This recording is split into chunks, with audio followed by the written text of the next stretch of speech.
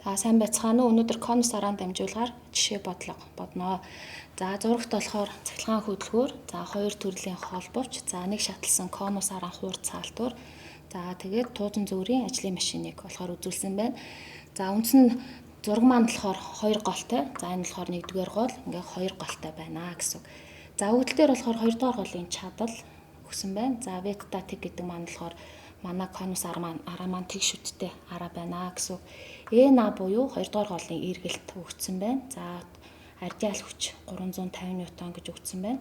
Хөтлөх ба хөтлөгдөх арааны тойрог хүчийн хоорондоо тэнцүү гэсэн байна. За мөн конусын дамжуулалтын тоо, хөтлөх арааны шүтний тоо. За тэгээ шүтний угийн хэсгийн өндөр, дундаж огтлын шүтний угийн хэсгийн өндрийг өгсөн байна. За энэ тохиолдолд альфа харьцалтын үнцгийг тодорхойлох байна гэсэн. За тэгэхээр үндсэн харьцалтынхаа үнцгийг олохдоо өгдлөөс харахад бид нар болохоор яах нь ардиал хүчээс хамааруулаад тодорхойлж болно гэсэн.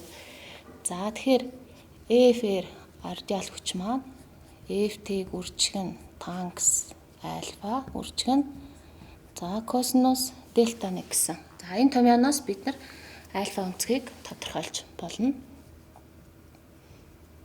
За тэгвэл танкс альфа гэдэг нь болохоор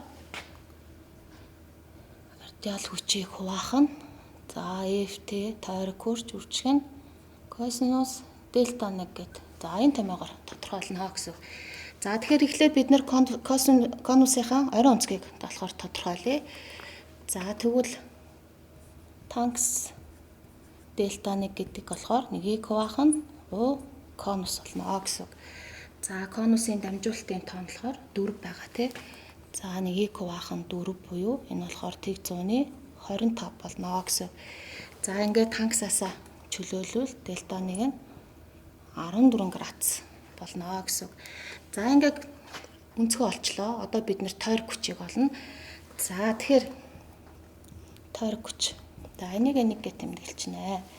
За тойрог хүч нь болохоор хоорондоо хоёулаа тэнцүү гэж байна. Тэ хөтлөгдөх арааных. Тэгвэл хоёрыг үржих нь Т1 хуваах нь Д1 буюу за хөтлөгдөх арааных нь хувьд хоёрыг үржих нь Т2 хуваах нь Д2 болно гэсэн.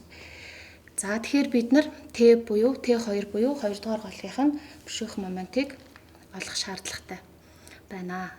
За тэгэхээр 2 дугаар голын бишгэх моментыг болохоор чадлаас нь хамааруулаад тодорхойлно. За тэгвэл яах нь Т2 гэдэг маань болохоор P2-ыг хуваах нь омега 2 гэж тодорхойлно.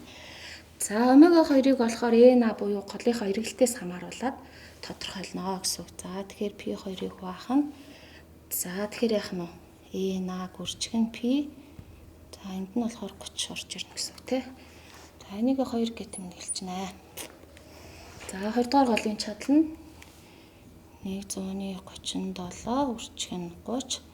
За хуваах нь ЭНА 200 байгаа тий. 200 за 314 болно. За тэгвэл 2 дугаар голын бишгэх момент нь болохоор 65 144 за ньютоныг үржих нь метр гэсэн нэгжтэй гарлаа гэсэн үг.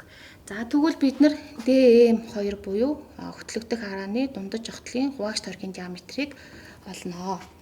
За тэгэхээр DM2 гэдэг нь болохоор MTM дундаж огтлын модулыг үржих нь за Z2 гэж олноо гэсэн.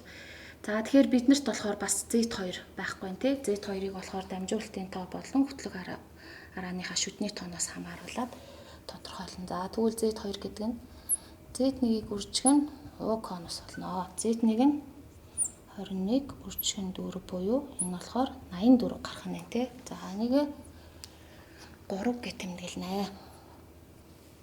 За одоо бид нар болохоор модулыг олно. За модулыг болохоор өгдлөөс болохоор шүтний угийн хэсгийн өндрөөс хамааруулаад тодорхойлно гэсэн үг. За тэгэхээр яах нь MTM гэдэг нь болохоор HFM-ийг хуваах нь за энэ болохоор 1.2 гэж байгаа. За энийг за 4 гэж тэмдэглэжье. Тэгвэл яах нь 2.5 мм гэж гарнаа гэсэн.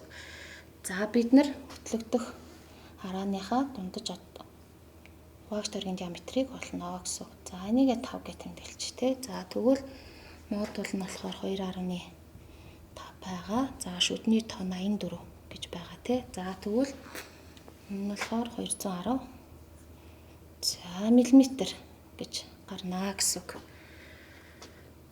За тэгэхээр бид нар тойрог хүчээ одоо олох боломжтой. За энийгээ 6 гэж тэмдэглэжээ.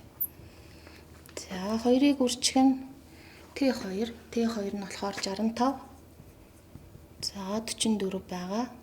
За DM2 нь болохоор 210 байна гэсэн үг. За тэгвэл 600 энд болохоор 10-ын 3 зэрэг явна. Нэгжний шилжүүлэг хийх ёстой. Тэгвэл 623 123 ньютон болно гэсэн үг. За яагаад нэгжний шилжүүлэг хийж яах гэхээр яах юм өмшөөх момент ньютоныг үржих нь метр. За диаметр маань миллиметр гэсэн нэгжтэй байгаа учраас нэгжний шилжүүлгээгээ 10-ын 3 зэрэгээр үржүүлнэ гэсэн үг. За ингээд тойрог хүчээ олчиж байгаа юм чинь бид нэр альфа буюу харьцалтынхаа өнцгийг олох боломжтой гэсэн үг. За EF-ээр арьжаал хүч нь болохоор үүдэл дээр байгаа 350 гэдэг. 350-ыг хуваах нь за тойрог хүч нь болохоор 623 123 үржих нь косинус за өнцөг 14 гэж олцсон байгаа тий. За тэгэхээр манайхаар тэг 1578 гэж гарах буюу за энийг болохоор тангсаасаа чөлөөлвөл альфа харьцалтын өнцөг нь 30 градус гарах нэ гэсэн. За тэгвэл тухайн дамжуулгын конус арааны харьцалтын өнцөг нь 30 градус байх нэ.